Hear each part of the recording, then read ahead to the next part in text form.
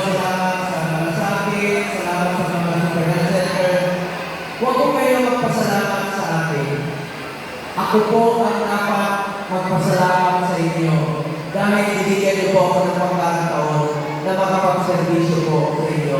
Maraming salamat po sa inyo mga kababayan ko. Hindi ko po sasayangin yung pagkakataon binigay niyo sa akin. Magtatrabaho po ako para sa Pilipino. Hindi po ako politiko na mangangako sa inyo. Gagawin ko lang po ang aking trabaho. Kung papalarin, pagdating ng panahon, sipag, pagmamalasakit at more servisyo po ang gagawin ko sa aking mga kababayan ng Pilipino. Sa mga kapatid ko Muslim, sa dalaway ko sa inyo, mga naman namin kayo sa Mindanao, walang diskriminasyon doon. Patay-patay doon dahil tandaan natin, ano man ang ating relihiyon, Pilipino tayo, mga kapatid po tayo lahat. Una-una, gusto kong batiin muna ang mga kababayan natin sa ibang days ko na ito, no? Dahil po ako ng Baguio. Ako na taga-Baguio, may mga nagbihis sa inyo. Taga-Baguio, taga-Bulacan. Nasa City sila. Quezon City, Kapitay. Quezon City rin po, kulong nila. Quezon City. Rizal. Mga taga-Cavite, nasa Pilipinas dyan. Taga-Cebu, may kabilis sa inyo, Bisaya. Bisaya sa pagkato. Lapis! Mga Ilonggo, mga kamag-anak ko, lahat ng Ilonggo, kamag-anak ko. Kasi tawag sa inyo Ilonggo, ang pangalan ko Bugo. Jetpan, General Santos, gigan na niya. Sumayang Semana, Kalilangan National. Floridel, Isamis, sa Occidental. Balay-balay, sa Pagkaton, Silian. Agusan, Teresol, sa Caraga, salamat tayo. Mga taga-ilang, sila, ilang, silingan na. Taga-Toril, Davao. Davao del Sur, silingan ito. Davao de Oro, mga silingan, kinagawa nila ng Pagkino, Lula. Salamat tayo, may gabi, sa Mamuray, mahupay na gabi, may gabi sa inyo na. Magandang gabi po sa inyo lahat, dito po sa Laguna. Mahal naman ko kayo, parating na po ko rito. Sunog, baha, putok ng bulkan, dahil sa patangin po ako. Adapted sa po ako ng Calabarzon. Calabarzon. Alam po, kapitay. Maraming salamat sa inyo lahat. Salamat po, salamat sa susuporta. Maraming salamat po. Mga kababayan ko, gusto ko lang po mag-report sa inyo. Bilang yung senador, I authored 60 laws, principally sponsored 82 laws, and I co-authored and co-sponsored 185 laws. At wala po absent sa Senado. Tuloy-tuloy po yan. Sipag po ang pwede ko i-alay sa inyo. At bilang chairman ng Committee on Health, tatlo po ang aking naging prioridad. Malasakit Center, Super Health Center, at Regional Specialty Center. Dito sa Laguna, meron po kayong dalawang malasakit center dito sa San Pedro at sa Santa Cruz sa inyong hospital. Mga kababayan ko, kung may mga pasyente kayo na kailangan ng tulong, makita nyo po malasakit center ang aming opisina. Tulong po kami sa araw ng aming mga kaya. Pangalawang po ang prioridad ko, Super Health Center. Iba rin po ito. It's a medium type of a polyclinic. Pwede po dyan yung panganak, dental, laboratory, x-ray. Tingnan niyo po, ito Super Health Center. Dito sa Laguna, napakarami pong Super Health Center dito may tinatayo. Mismo ako nakapunta sa Mabina, Binyan, Calapa, dito po mismo sa Calapa Mayor, Alaminos, Mabuyaw, San Pedro, Santa Rosa, Calawat, Los Banos, San Pablo, Santa Maria, Naglaran, Pila, Pagsamahan, Rizal, Louisiana, Paite, at Minyo. Yan po ang mga Super Health Center. Ang mga buntis, pwede mga naklan. Tingnan po dito po, sa Cebu, sa South Cotabato, bundok, ang mga buntis ko, 2 hours sa biyahe, kalanganak sa tricycle, sa jeep. Ngayon, meron sila Super Health Center. IPs po yan, sa mga kapatid natin yung video sa Timor. Tuwag-tuwa ang mayor, tuwag-tuwa yung pagkinan, sabi nila. Sir, makalaan namin sa iyo itong bata. pagtingin ko sa bata, babae, sabi ko, paano mo pangalanan sa akin? Lalaki ako. Sabi niya, hindi problema niya. Pangalanan natin ito ng puno. Hindi ko sabihin, nangyayari sa totoong buhay, hindi ginagawa ko. Kahit sa sulok ng Pilipinas, halos napuntahan ko na. Mula Apari hanggang ulo. Lindon, Suno, Putok na Ulman, tulong sa mga mahirap, pinupuntahan ko yan. Dahil gusto kong ilapit ang servisyo ng gobyerno sa aming mga kababayan, Pilipino. Tulungan natin yung mga mahirap na aming kababayan. Pangatlo po, Regional Special Center. Ako po ang principal sponsor ng Kasayan. Priority na po yan ngayon, no? Napagkatayo ng mga heart center, kidney center, clinical, at iba pa mga special center. Chairman din po ako ng Committee on Sports. Ayaw po masayang ang inumpisahan ni former President Duterte na nakata ng kriminalidad at ang illegal na droga. Through sports itong amin, iniigal niyo po ang mga kabataan to get into sports, stay away from drugs, to keep ourselves healthy. Meron na eskwelahan sa university. Pwede mag-aaral at the same time ang training ng student athletes. Ako sa author, ako sa sponsor. Eskwelahan po yan. National Academy of Sports yan po. May pasilidad na po. Ngayon, proud po ako. Siyempre ako ng sports 2019. Alam niyo ba nakamit natin ang una-unang goal sa Tokyo Olympics 2020. Ngayon naman, nakadalawang goal tayo sa Paris Olympics, di ba? So, supportahan natin ang ating mga atleta. Chairman din po ako ng Committee on Youth. Sa mga kabataan, kayo po ang pinag-umasan sa bayan ito. Mag-aaral kayo ng mabuti. Yan po ang puhunan natin ng edukasyon. Dala-dala natin ang kapagtanda at magiging masaya ang puhunan natin kapag tapos tayo ng mag-aaral. Ako mismo, may anak rin po ako na sumapulaw sa accountancy sa Lasal at class valedictorian sa College of Law sa Ateneo po. Kaya po sa nakuha sa Pasra. Masaya-masaya po ako, proud po ako bilang magulang. Ganun po mararamdaman ng mga magulang. Ngayon, may pag-iusap lang po ako sa inyo. Ano po po kanina, gusto ko lang po nabigyan ko ang Pilipino ng karapatang pumili. Will of the people. May pag-iusap lang po ako sa inyo. Pahalin po natin ang Pilipinas. Ngayon, una-una, lista, kahit pahalin po siya. Unahin natin ang mga kasama natin.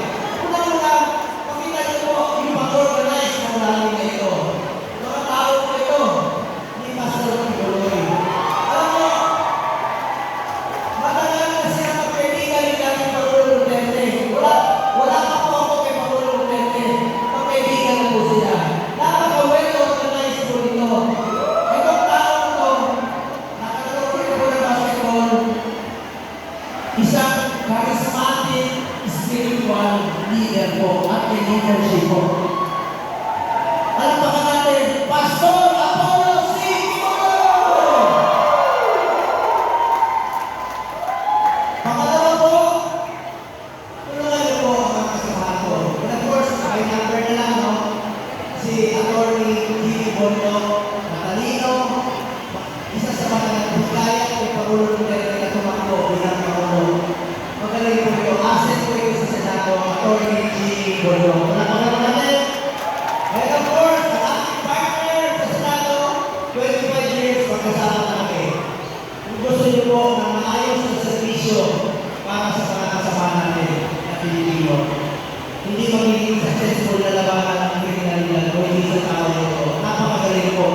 I assure you, itagaan niyo sa bato, Senator Bato de la Rosa. Para makakalalit! At pangatlo, ayun, siyempre, ang inyong Mr. Malasakit. Alam ko naman kung hindi naman inilutan yan. Sabi ko ba, unahin niyo sa lahat mga kasamahan namin sa Duterte Senatorial State. Pero ayaw ko naman hindi naman inilutan ang pangalan ko. Mamaya ako sasabihin kung bakit. Susunod, supportahan natin another Ilonggo Pride of Visayas, Atty. J.P. Hito, para makakalalit. Pang-apat po, ito, Ilocano, matalino, dating miyembro ng gabinete ni Pangulong Duterte, Atty. Raul Lambino, para makakalalit. And commission na appointments, napakagaling. Isa sa aking hinahangaan na kongresista, Congressman Rodante Marcoleta. Low overdue na po yan sa Senado. Noon patawag, Senador na yan. Susunod, and of course, napakit ko na kanina sa Pastor Tibuloy. Susunod, ang kasamahan namin, another, matalino po ito. Magiging asset rin po ito. Attorney Vic Rodriguez. Pagpapagod natin. And last but not the least, muna, sabi ko, kumama na siya. Ano na? Ayun, umalis. Ay, takot na lang eh. Sabi mo, sabi ko, kumama ko siya. Takot na lang. Yan, si Mr. Efectivo. Kaya, pagkatapos ko sa rin, tatawagin niyo siya. Mr. Efectivo, init sa mga ko. Alam ko, sa 71 years old na yan, hindi. Pero mga asin pa yan. Kanina ko, pagkasama kami sa motorcade, nag-jacket, pakubad niya, basa-basa. May asin na talaga. Pero, ako yung asin niya. Kaya, hindi na nag-iibo po siya. Kasi ano, pagkakaw natin, pilit sa laro. Idol ko yan, ang bata ko. Kapili ko lang. Anyway, maraming salamat po sa inyo lahat. Pakiusap ko lang po sa inyo, pakitulungan niyo lang po sila. Ang kapanalunan po ng Duterte Senatorial State at ang mga Duterte PDP Senatorial State ay kapanalunan po ng bawat Pilipino. Mahalin po natin ang Pilipinas, pagtulungan po tayo. Mas maraming kakampi sa Senado, mas marami pong tutulong. At magtutulungan po kami para sa ikaunlad pa ng ating pamilya. Sa tuloy na tayo, marami tayo dapat pag-uwi. Ako po, bilang siya ng PhilHealth, tutulungan ko po itong PhilHealth. Masama ano po sa PhilHealth. Ang PhilHealth po, para sa health yan. Hindi ko sa PhilHealth. Ang PhilHealth po, ay insurance na meron tayo masasanala tuwing tayo yung nakasakit.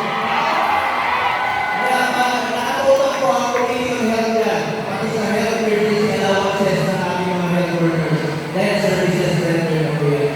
Maraming salamat po sa inyo lahat, mga kabayan ko. Ako naman po, alam ko hindi ko ako limutan, napakaikli ang pangalan ko. G.O. Tawagin niyo po kung Kuya Bongbong nyo. Kahit sa tanong kita, madali naman talaga ang pangalan ko. Pumunta kayo sa kanto, baka nakita kayo ng traffic light, ano yung green? Go! Pero tuwa ako rin sa aking kaibigan. Ito yung pero pinaka-masalang ko kanina eh. Saan yung nandito? Kailangan nyo, ha? Kailangan nyo,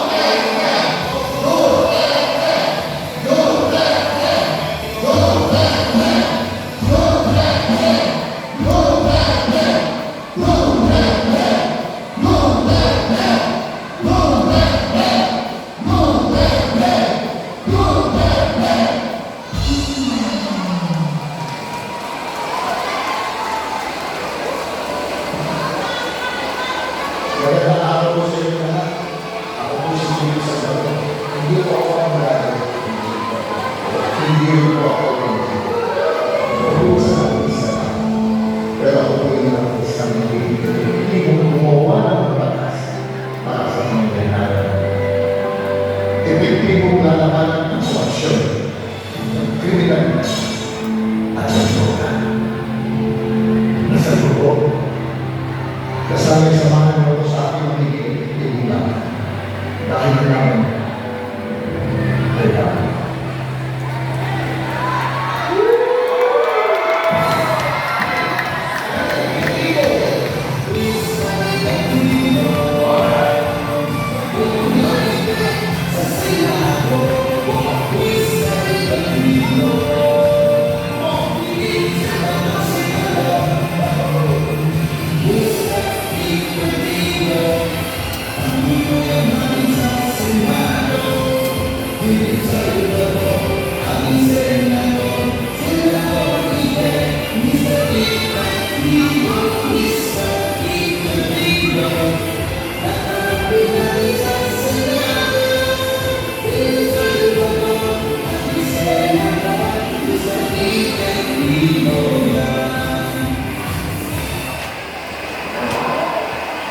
Magandang araw sa ating lahat. Father, good evening. Sambayan ng Pilipino, marapatan niyo po. Alam ko po sa inyong ministaryo sa iba't ibang lugar ng ating bansang mahal na Pilipinas. Unahin ko na po ang luna.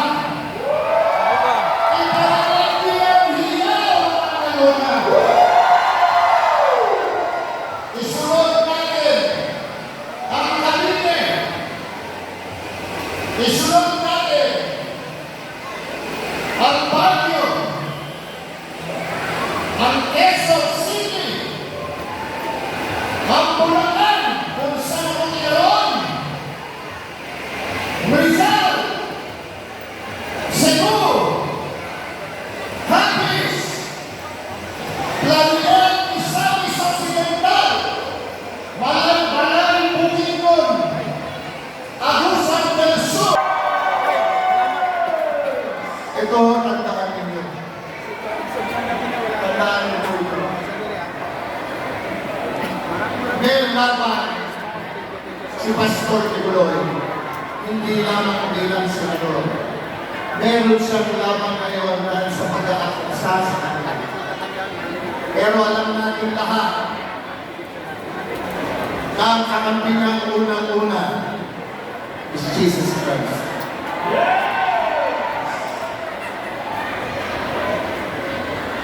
If you dwell in the shelter of the Most High, you will rest upon the shadow of our Savior. I will say of the Lord, He is my refuge and my fortress, my God, in whom I trust. Magtiwala lamang po tayo sa Panginoon. Tutulungan niya si Pastor Tibuloy. Lahat po tayo ay Kristiyano. Lahat po tayo